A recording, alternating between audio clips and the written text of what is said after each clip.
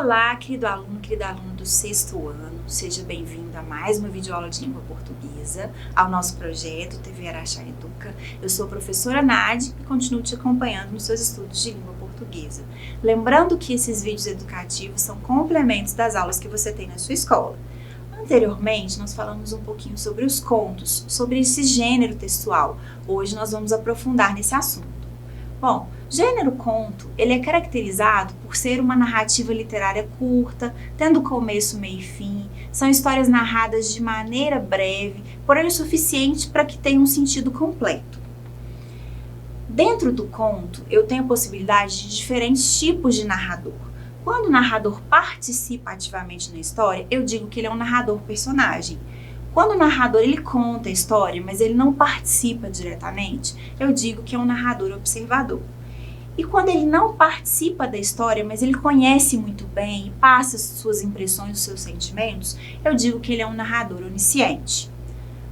Bom, vamos lá. Os contos podem ser classificados de acordo com o seu tema. A principal classificação que nós temos são contos populares, a principal classificação é de contos populares, contos de fadas, contos fantásticos e contos de terror. Essa classificação varia um pouco de autor para autor. Existe também uma classificação de subgêneros que é mais recente. E aí classifica esses tipos textuais em contos de humor, contos realistas, contos populares, infantis e psicológicos. Na aula de hoje, nós vamos falar um pouquinho sobre os populares, os contos de fadas, os fantásticos e os de terror. Bom, contos de fadas, eu tenho certeza que você já leu algum deles, como por exemplo A Bela e a Fera, A Bela Adormecida, A Branca de Neve e os Sete Anões, A Cinderela, Chapeuzinho Vermelho, João e Maria, Patinho Feio, Gato de Botas, etc. Geralmente esse gênero textual é um dos primeiros que nós temos contato na nossa infância. Eles são caracterizados por serem narrativas curtas e geralmente possuem um elemento mágico. A origem desses contos é da era medieval. Os personagens, lugares e os tempos são determinados historicamente. É muito comum essas histórias iniciarem com Era uma Vez, que é um início bem genérico de tempo. Geralmente eles têm final feliz e até uma moral da história, ou seja, a gente aprende alguma coisa, alguma lição, tem alguma mensagem naquele conto. Os contos fantásticos são caracterizados por terem personagens comuns, que levam uma vida normal, simples, do cotidiano, até que algo extremamente absurdo, fora do dia a dia, acontece. Geralmente é algo que não poderia acontecer na realidade. Esses contos têm uma proximidade com a realidade do leitor, mas causam um certo estranhamento. O leitor não fica exatamente com medo, como acontece nos contos de terror. E eu tenho algumas sugestões de leitura para você conhecer melhor esse gênero. Os Dragões, de Murilo Rabião, Quem se Contenta, de Ítalo Calvino, Assombrações de Agosto, de Gabriel Garcia Marques, Flor, Telefone e Moça, de Carlos Drummond de Andrade. Bom, os contos de terror são um subgênero um pouco mais moderno. Essas histórias incluem elementos sobrenaturais. Os personagens lendários, como vampiros, lobisomens, mortos-vivos, e geralmente causa medo no leitor. Alguns exemplos de contos de terror que eu sugiro que você leia. Causa Secreta, de Machado de Assis, Demônios, de Luiz de Azevedo, Os Olhos que Comiam Carne, de Humberto de Campos. Outro subgênero dos contos é o conto popular. Eles são mais relacionados com a narrativa oral. Eles geralmente são passados de geração para geração, então não se sabe geralmente quem é o autor, tem autoria desconhecida. Eles são muito relacionados com a cultura e têm uma linguagem mais formal, mais próxima da oralidade. Você já deve ter ouvido o conto do Saci, Dois Cegos Briguentos e o Sapo e a Onça. Você já ouviu esse conto popular? Que tal conferir agora? Vamos ver um vídeo com esse conto e já já a gente retorna para comentar. Vamos ver o exemplo de um conto popular, O Sapo e a Onça. Tudo começou quando, certo dia, a onça encontrou o sapo num charco, também chamado no Brasil de igapó. A onça estava furiosa desde que lhe haviam roubado o fogo e não queria conversa com ninguém, muito menos com Rele Sapo. "Bom dia, dona Onça", disse o sapo. A onça estava com muita raiva, disposta a abocanhar qualquer um que se atravessasse no seu caminho. E só não engoliu o sapo por achá-lo muito asqueroso. "Como ousa dirigir a palavra a mim?", Ser repugnante e desprezível, rosnou ela. Meu amigo, tudo é questão de opinião, respondeu o sapo, fleumaticamente. As sapinhas não me acham nada repugnante e não conheço ninguém que me despreze. Pois eu o desprezo! Por favor, não banque a tola. Se me desprezasse, não estaria aí me ofendendo. Diante disso, a onça ficou ainda mais furiosa. Desprezível sim! Quem olha para você com respeito? Ninguém! Todos me respeitam!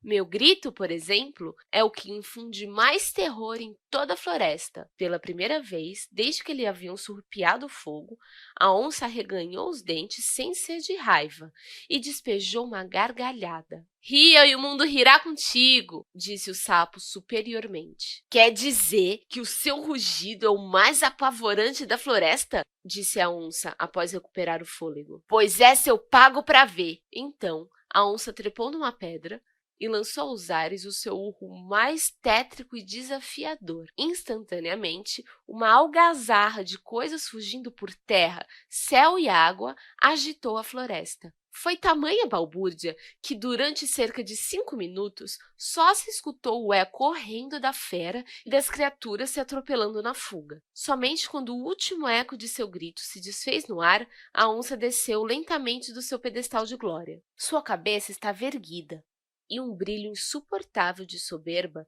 fazia com que suas pupilas amarelas cuspissem faíscas de regozijo. Então, foi a vez do sapo demonstrar o poder da sua voz. Depois que a onça abandonara o seu posto, o sapo galgou num pulo a pedra, encarapitando-se no topo. Muito bem, agora o urro do sapo, anunciou ele como um mestre balofo de cerimônias. O ruído do riso da onça obrigou o sapo a aguardar alguns instantes. Somente quando tudo fez silêncio outra vez, foi que o sapo encheu bem o papo até torná-lo translúcido e arremessou finalmente o seu coachar rouco de sapo. Então, aconteceu uma espécie de reverberação total, como se alguém tivesse espalhado pela selva inteira milhares de caixas de som amplificadas ao máximo. As árvores tremeram desde as raízes até as folhas, enquanto o solo chacoalhava. Incapaz de suportar a zoeira terrificante, a onça levou as 2 patas às orelhas, tentando suportar dignamente aquele coachar colossal. Mas, quando viu que não podia mais suportar, atirou tudo para cima e tratou de dar no pé. « Ei, espere! » gritou o sapo do alto da pedra. « Quer apostar como sou também mais veloz? » Mas a onça já não escutava mais nada, desaparecida que estava nas brenhas da mata. Só então, o sapo lançou um segundo coachar, que foi a ordem expressa para cessarem todos os outros, já que, na verdade, não só ele havia gritado, mas todos os outros sapos assemelhados da floresta, tais como as dias, as rãs, as pererecas, os cururus e o restante da valorosa dinastia dos seres coachantes. Nesse conto, os personagens principais são a onça e o sapo, e deu para perceber, pela história, que os dois estão no meio da mata. E o conflito da história é quando os dois vão disputar quem tem o rugido mais amedrontador da floresta. E esse conflito se resolve com o sapo enganando a onça, fazendo ela pensar que aquele coachar tão poderoso era só dele.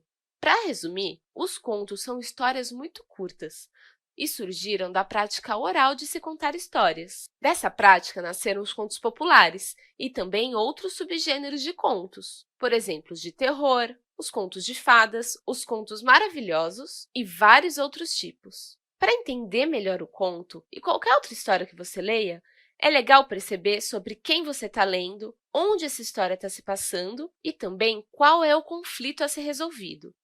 Muito bacana essa história, esse conto popular, não é mesmo? Então, você deve ter percebido que existem personagens principais, a onça e o sapo, que têm características humanas. Tem um espaço definido que é a mata, mas o tempo é indefinido. Tudo começou quando, certo dia, a gente não tem uma marcação exata desse tempo. Existe um conflito, que é a disputa para saber quem tem o rugido mais amedrontador da floresta. Tem características de uma narrativa oral, e também o narrador, ele é observador, ele não participa diretamente, ele só conta os fatos. E tem uma predominância também desse discurso direto, os personagens falando, interagindo entre eles o tempo todo. Muito bacana, não é mesmo? Então esse foi o gênero textual, contos, nós vimos todas as divisões possíveis, as divisões mais recentes e analisamos o conto popular do Sapo e a Onça. Tenho certeza que você gostou. Na próxima nós continuamos em outros assuntos. Até mais!